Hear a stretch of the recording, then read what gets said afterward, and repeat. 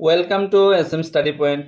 Friends, আজকে আমরা আলোচনা করব জিওগ্রাফি থেকে টেট 2 এবং এসটিজিটি দুটোর মধ্যেই টপিকটা আছে দ্য সোলার সিস্টেম থেকে প্রশ্ন উত্তর নিয়ে আলোচনা করব, অর্থাৎ সৌরজগতের থেকে যে প্রশ্ন উত্তরগুলি হতে পারে সেইগুলি নিয়ে আমি আলোচনা করব। কনসেপ্টে ক্লাসে আমি বলেছিলাম তার পরবর্তী ভিডিওতে যে প্রশ্ন উত্তর নিয়ে আমি আরেকটা ক্লাস নিয়ে আসব। তাহলে চলো আমরা স্টার্ট করছি, ভিডিওটা স্কিপ না করে দেখতে থাকো। আর এই টপিক থেকে আজকে মক টেস্ট হবে। যারা যারা আমার হোয়াটসঅ্যাপ গ্রুপের মধ্যে অ্যাড হন অবশ্যই এই যে স্ক্রিনে দেওয়া নাম্বারে ফোন করে বা পার্সোনাল মেসেজ করে বা ভিডিওর কমেন্ট সেকশানে লিঙ্ক দেওয়া থাকবে, লিঙ্কে ক্লিক করে অ্যাড হতে পারো ফ্রি মক টেস্ট দেওয়ার জন্য। ঠিক আছে, চলো স্টার্ট করছি। আরেকটা কথা বলে রাখছি, যারা যারা আমার কাছ থেকে নোট নিতে চাও অবশ্যই স্ক্রিনে দেওয়া নাম্বারে ফোন করে, এবং যারা যারা আমার কোচিং সেন্টারে এসে ক্লাস করতে চাও অবশ্যই স্ক্রিনে দেওয়া নাম্বারে যোগাযোগ করে আসতে পারো। আগরতলা বিদ্যাসাগর বাজার সংলগ্ন আমার কোচিং সেন্টার আছে। তাহলে চলো স্টার্ট করছি। প্রথমে একটা কথা বলে রাখছি, যারা যারা আমার চ্যানেলটাকে এখনও সাবস্ক্রাইব করুন অবশ্যই সাবস্ক্রাইব করে পাশে থাকে বেল আইকনে চাপ দিয়ে রাখতে পারো। আর যারা যারা সাবস্ক্রাইব করে রেখেছো তাদেরকে অসংখ্য ধন্যবাদ। তাহলে চলো স্টার্ট করছি কিছু গুরুত্বপূর্ণ প্রশ্ন উত্তর নিয়ে। দেখো, প্রথমে নাম্বার 1-এ কী বলা হয়েছে, সৌরজগতের প্রধান জ্যোতিষ্ক কোনটি? আনসার হবে সূর্য হবে প্রধান জ্যোতিষ্ক। ঠিক আছে, আমাদের কাছে নাম্বার 2, সৌরজগতের বৃহত্তম গ্রহর নাম কি? ঠিক আছে, সৌরজগতের মধ্যে যে বৃহত্তম গ্রহটা আছে এটা হবে বৃহস্পতি। ঠিক আছে, বৃহস্পতি। নেক্সট আমাদের কাছে 3 নাম্বার, সৌরজগতের ক্ষুদ্রতম গ্রহটির নাম কি? ক্ষুদ্রতম হবে বুধ। ঠিক আছে, ক্ষুদ্রতম হলো বুধ। আমি কনসেপ্টের ক্লাসে বলেছিলাম, তোমরা যদি কনসেপ্টের ক্লাসটা ভালো করে দেখো তাহলে কোশ্চেনগুলি তোমাদের কাছে অনেকটা ইজি লাগবে। নাম্বার 4-এ কি আছে, সূর্যের নিকটতম গ্রহটির নাম কি? আর সূর্যের নিকটতম গ্রহটির নাম হলো বুধ। ঠিক আছে, সূর্যের নিকটতম হলো বুধ। নাম্বার 5-এ কি আছে, পৃথিবীর নিকটতম প্রতিবেশী গ্রহটির নাম কি? পৃথিবীর নিকটতম প্রতিবেশী গ্রহটির নাম হলো, এটা হবে শুক্র হবে পৃথিবীর নিকটতম। ঠিক আছে, নেক্সট কি আছে আমাদের কাছে দেখো, নেক্সট আমাদের কাছে 6 নম্বরে বলা হয়েছে, দেখো নীল গ্রহ বা জল গ্রহ কাকে বলা হয়? এটা হবে পৃথিবীকে নীল গ্রহ বা জল গ্রহ বলা হয়। ঠিক আছে, নেক্সট আমাদের কাছে 7 নম্বর, সৌরজগতের কোন গ্রহকে লাল গ্রহ বলে? ঠিক আছে, এটা হবে মঙ্গল গ্রহকে লাল গ্রহ বলা হয়, মঙ্গল গ্রহকে। নাম্বার 8, সূর্যের উজ্জ্বলতম গ্রহ কোনটি? ঠিক আছে, সূর্যের উজ্জ্বলতম গ্রহ হলো শুক্র হবে সূর্যের উজ্জ্বলতম গ্রহ। আমাদের কাছে 9 নম্বরে কি আছে দেখো, প্রাকৃতিক ঘড়ি কাকে বলা হয়? ঠিক আছে, প্রাকৃতিক ঘড়ি কাকে বলা হয়? আনসারটা হবে সূর্যকে বলা হয় প্রাকৃতিক ঘড়ি। ঠিক আছে, সূর্যকে। নাম্বার 10 নম্বর, বিজ্ঞানীদের ধারণা অনুযায়ী পৃথিবীর বয়স কত? ঠিক আছে, বিজ্ঞানীদের ধারণা অনুসারে পৃথিবীর বয়স কত? এটা হবে 4,600 মিলিয়ন বছর, 4,600 মিলিয়ন বছর। ঠিক আছে, নেক্সট কি আছে দেখো আমাদের কাছে, নেক্সট আমাদের আছে 11 নম্বর, পৃথিবীর আয়তন কত? দেখো বলা হয়েছে পৃথিবীর আয়তনটা, আনসার হলো 51,54,00,000 বর্গ কিমি। ঠিক আছে, আমাদের কাছে 12 নম্বর কোশ্চেন কি আছে, পৃথিবীর ওজন কত? ঠিক আছে, এটা হবে প্রায় 6 কোটি কোটি টন। ঠিক আছে, কোটি কোটি 3 বার হবে টন। ঠিক আছে, নেক্সট আমাদের কাছে কি আছে 13 নাম্বার, পৃথিবীর একমাত্র প্রাকৃতিক উপগ্রহ কোনটি? এটা হবে পৃথিবীর একমাত্র প্রাকৃতিক উপগ্রহ হলো চাঁদ, এটা আমরা সবাই জানি। ঠিক আছে, চাঁদ। আমাদের কাছে 14 নাম্বার, পৃথিবী থেকে চাঁদের দূরত্ব কত? এটা দেখো আনসার কি হবে, 3,84,400 কিমি। ঠিক আছে, 3,84,400 কিমি প্রায়। আমাদের কাছে 15 নম্বর কোশ্চেনে কি আছে, পৃথিবী থেকে সূর্যের গড় দূরত্ব কত? আর পৃথিবী থেকে সূর্যের গড় দূরত্ব কত, যাকে গড়ে 14,95,00,000 কিমি, শর্ট ফর্মে এটাকে 15 কোটি বলা যায়। ঠিক আছে, 15 কোটিও বলা হয়, 15 কোটি। ঠিক আছে, কোনো কোনো বক্সের মধ্যে 15 কোটিও লেখা আছে, আর এক্স্যাক্টলি এটা 14,95,00,000 কিমি। ঠিক আছে, নেক্সট আমাদের কাছে কি আছে দেখো, নেক্সট আমাদের কাছে আছে বলা হয়েছে 16 নম্বর, সূর্য ব্যতীত পৃথিবীর নিকটতম নক্ষত্র কোনটি? ঠিক আছে, সূর্যকে ছাড়া তাহলে পৃথিবীর নিকটতম নক্ষত্র কোনটি? এটা হবে প্রক্সিমা সেঞ্চুরি। ঠিক আছে, আমাদের কাছে 17 নাম্বার, পৃথিবীর নিরক্ষীয় ব্যাসের দৈর্ঘ্য কত?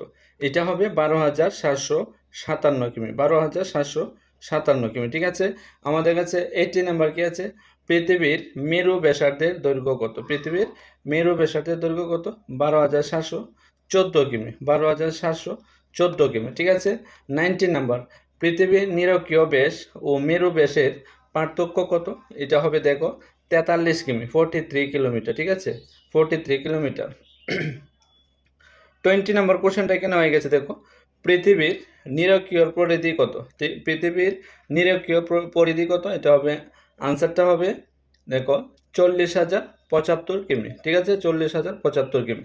নেক্সট আমাদের কাছে কি আছে দেখো, 21 নম্বর, পৃথিবীর মেরু পরিধি কত? পৃথিবীর মেরু পরিধি হবে 40,024 কিমি। 40,024 কিমি। ঠিক আছে, আমাদের কাছে 22 নম্বর, সূর্য থেকে পৃথিবীতে আলো আসতে কত সময় লাগে? এটা হবে 8 মিনিট 19 সেকেন্ড। দেখো, একটা কথা বলে রাখছি, কোনো কোনো জায়গাতে ডাইরেক্টলি 8 মিনিটে দিয়েছে। ঠিক আছে, এখন যদি 8 মিনিট থাকে তাহলে 8 মিনিট দিবে, যদি একজাক্টলি সেকেন্ড দেওয়া থাকে তাহলে তোমরা সেকেন্ডটাও আনসার ধরে দিয়ে দিবে। ঠিক আছে, হিসাব করে 8 মিনিট 19 সেকেন্ড।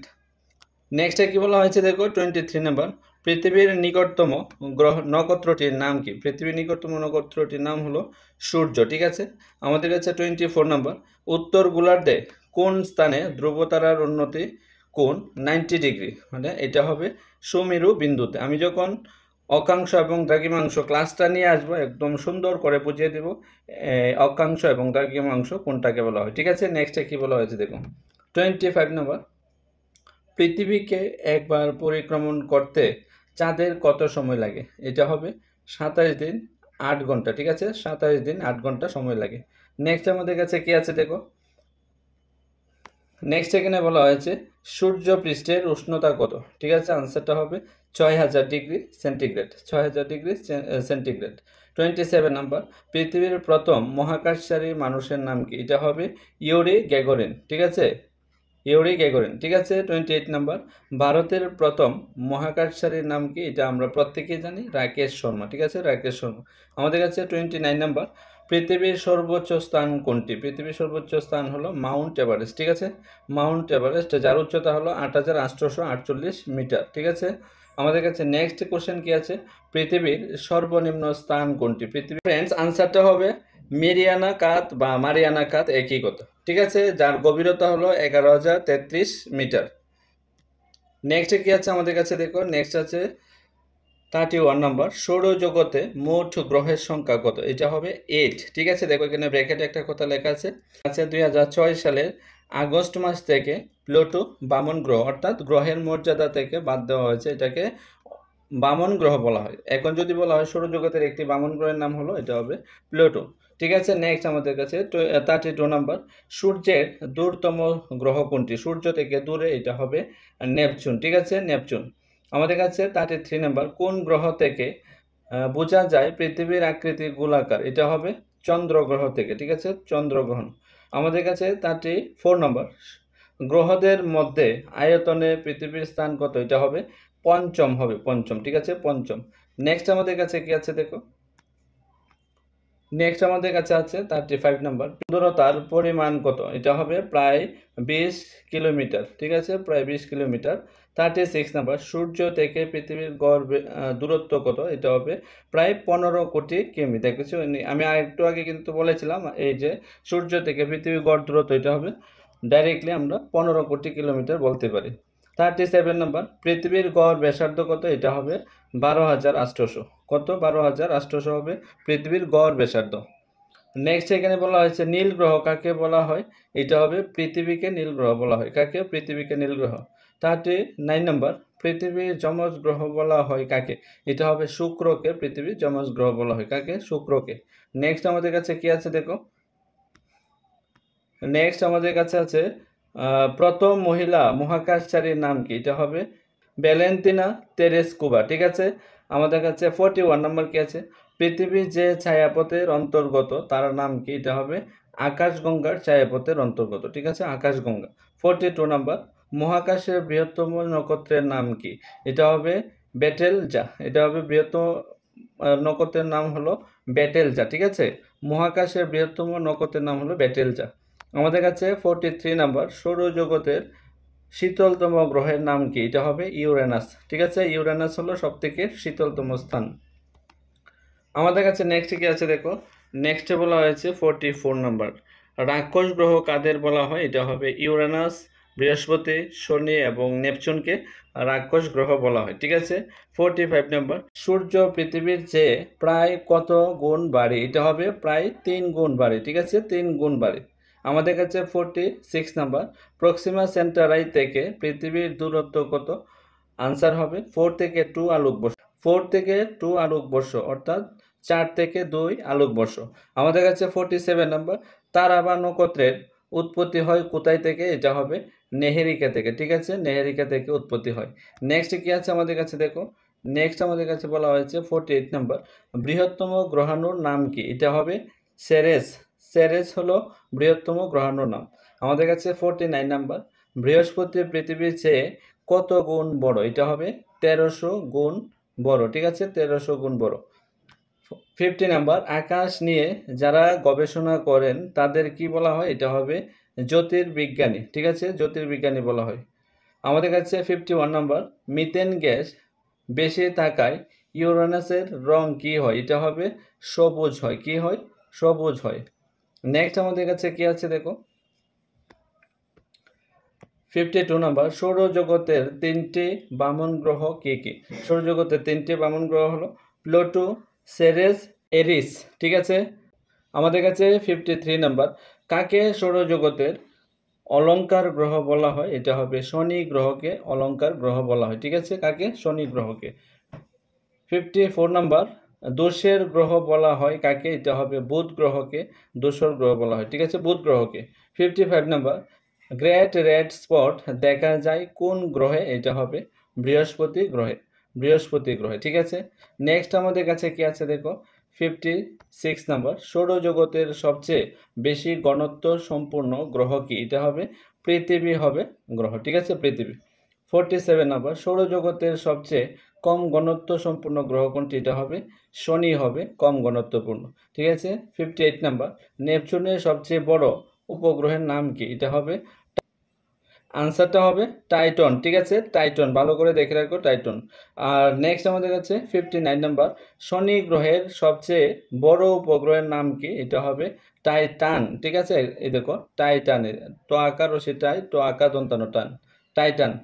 এই দুইটা একটু ডিফারেন্স, একটু ভালো করে দেখে নিবে। নেক্সট আমাদের কাছে কি আছে দেখো, শেষের দিকে এসে পড়েছে 60 নাম্বার, বৃহস্পতির সবচেয়ে বড় উপগ্রহটির নাম কি? এটা হবে গেনিমিড। ঠিক আছে, এটা হবে গেনিমিড। আমাদের কাছে 61 নাম্বার, শনি গ্রহের বলয় তৈরি হয়েছে কি দিয়ে? এটা হবে বরফ, ধূলি, পাথরের টুকরো দিয়ে। ঠিক আছে, শনি গ্রহের বলয় বরফ দিয়ে, ধূলি দিয়ে, পাথরের টুকরো দিয়ে তৈরি হয়েছে।